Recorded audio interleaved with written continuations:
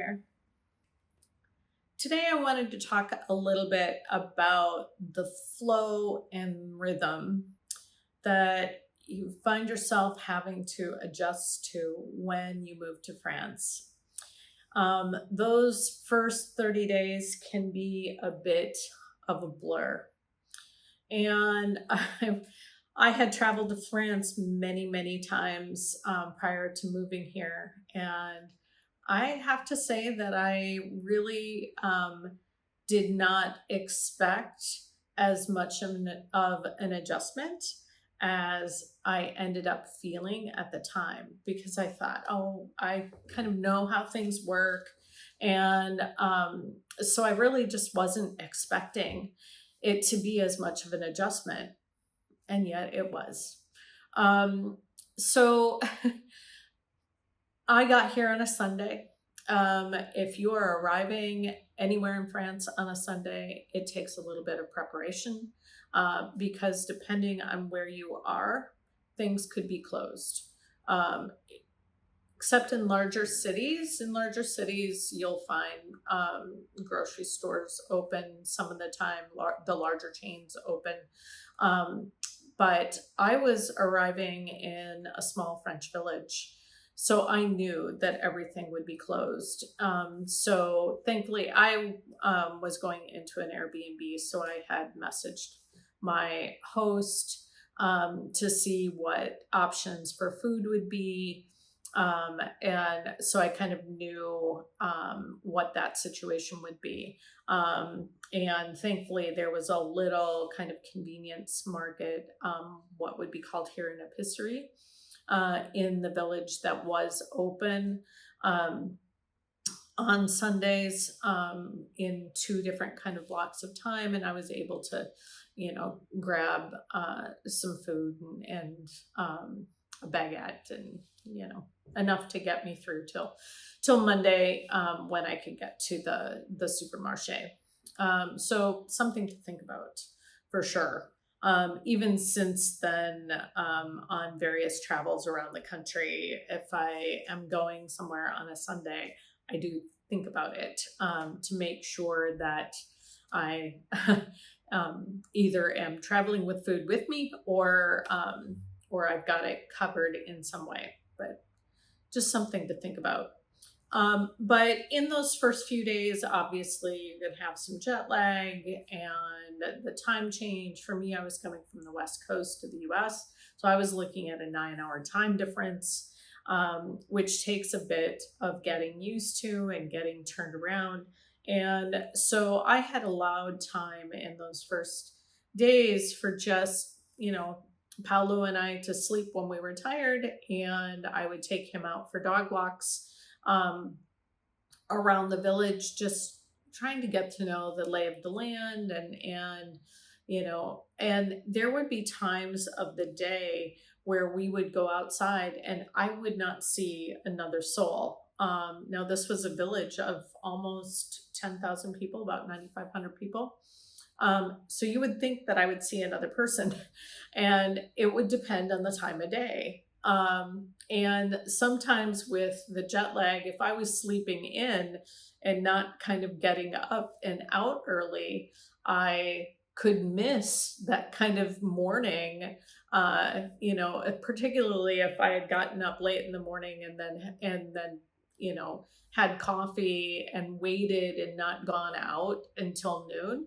I might find the village empty and everything shut down. And that was true that first week or so.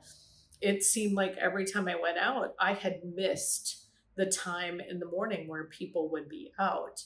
You see, in France, and this is particularly in the smaller villages, there's a real rhythm to the community. And I don't find it so much so in the larger cities in France, although it still exists a bit. But there is definitely a rhythm to French life where, about 9:30 in the morning, people will get out and start their day. If there is a market, the markets typically are in the morning, except in the summertime, there's evening markets too. And So if you haven't gone out until 12:30 or 1 o'clock, if you haven't made it out, you could miss the morning market and you could miss the time that people are out. And then they will go back home for lunch, and all the shops will close around midday, and they might not open until 2:30, 3 o'clock. And then you'll see people come back out. So I was finding in that first week or two that my rhythm was off from the rest of the rhythm in the village. And it took me a little bit of time to find that rhythm. And when I did, then it was like, oh, okay, there are people here. So yeah, um, midday breaks, the village goes silent. And I would end up finding myself, that would be frequently when Paolo and I would be out for a walk and we wouldn't see anybody. So yeah, we had to find the rhythm, and it probably took us a couple of weeks, honestly, before we did. And then, you know, just being gracious with ourselves. He had obviously been he was sedated a bit with some medication that the vet had given me during the trip, so he had basically slept a solid 18 hours.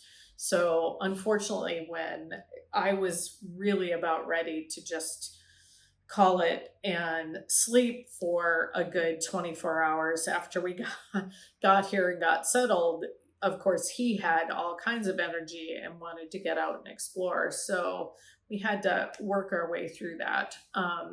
So when he slept, I slept. And when he would wake up, then we would go out and walk.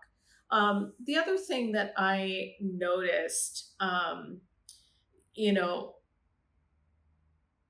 is that in that first week, when we did see people, they wouldn't necessarily, sometimes in the morning, you would have an exchange of a bonjour.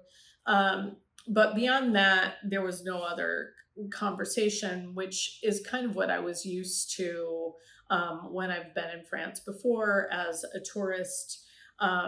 But in that second week, and particularly in that third week, I definitely noticed a change. It was like I would get the double take when we were out walking. Like someone would have this recognition of, oh, like you're still here. You're not a tourist. and and so then they would ask. They would stop and ask Paolo's name. They might ask his breed. They would ask me where I was from, and we would end up in a conversation. And I learned in short order a little bit of preparation on my part for being able to respond in French to questions about Paolo, and kind of practicing in my mind what those questions might be and how to respond to them. And then just the questions about me and where I was from and all of that, kind of having those replies at the ready would be helpful and help facilitate a conversation, particularly in French. And this really helped because one day we were walking through the park and we rounded a corner, and suddenly this woman was walking her dog, and it was the same breed as Paolo. He's an Italian Greyhound. And she saw Paolo and just came running towards us. It was so cute because she had not there were two other Italian Greyhounds in the village, but that was all. And she had never seen one with his coloring. So she was very curious and very interested. And we ended up seeing her on a number of occasions, ended up meeting her husband. and talking all about Italian greyhounds, but of course she spoke no English. And so it really tested my French from the start. So, but those were some of the best conversations for me in those initial weeks. I would always walk away from those conversations feeling like I had just won the lottery because it had forced me to communicate. We had been able to communicate, even if it was in somewhat broken, uh, communication sometimes. Um, but we got through it, and they were patient with me, and I was trying, and I was prepared for kind of those initial questions. So I would suggest, like, when you're in a place and you're going to start seeing the same people regularly when you're out in the community, to have some of those questions and answers at the ready. So, and you can always start that conversation yourself by saying bonjour and asking them how they are, or asking where something is in the village. I have, I know there are a lot of stereotypes about the French. I don't find any of them to be true. Um, in the touristy areas of Paris, perhaps, but um, generally, no. I mean, they are some of the most welcoming and helpful people, and they want other people to love their country as much as they do. So um, they also require everyone respect everyone else. So if you, that's what bonjour is all about, is starting with that initial acknowledgement of someone else. Which I just find to be a beautiful thing. So in that second or third week, when people start to recognize that you might not be a tourist, you might actually be here to stay, they look at you differently, and they will begin to engage with you differently. So give it time, and give it time. Practice your French. Don't be afraid to trip over your words. I, I do every day, and there are some days where I just have to, back up and say, can you repeat that slowly, please? Or, I'm just learning French, or, those statements that you have to have at the ready when a set of words come at you and you can't figure out what they are. So, so give yourself some grace in those first 30 days. Find the rhythm of your place where you're at living. And after that, it becomes much easier. It really does. The last final thought that I would share is particularly for those who come to France from the US. The US is very much culturally based on productivity. So if you think about a bunch of people living in a place, everyone being as productive as they can be, which is the culture that we're raised in. It was the culture I was raised in. I'm living by a to-do list and trying to make the most of my day and trying to be as productive as possible. That kind of creates this energy of constant movement. And then you get a whole bunch of people living together, everybody moving at their own pace. If you think of that energetically, what that might feel like in a community, where in France, what you find is that there's a natural rhythm where everybody's kind of moving through a day at a very similar pace and on a very similar schedule.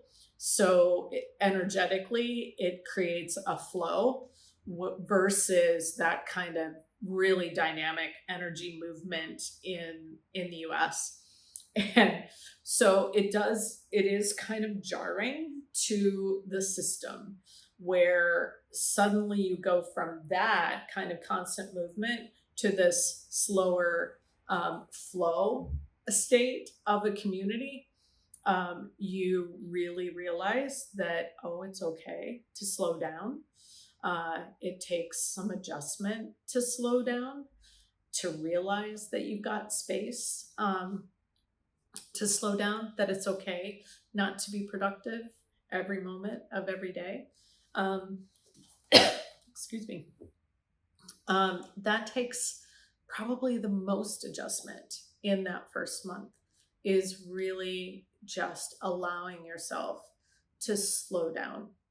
I know after I was here for several months, I returned to the US around the holidays to visit my children, and getting off the plane and getting into a US airport and suddenly being in that productive energy again. And I'm not saying the French are productive, they are absolutely productive, but there's a flow to that productivity, where in the US there's a hyper productivity culture. And it was jarring to my system when I first got into it. I'm like, oh my goodness.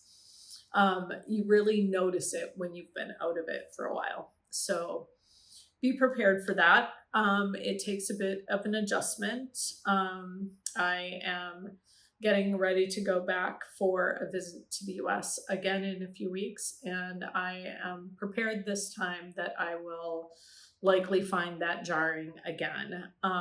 But you kind of get used to it, and obviously it's what you know. So anyway, I hope you find this helpful, and I will see you in the next video. A bientôt.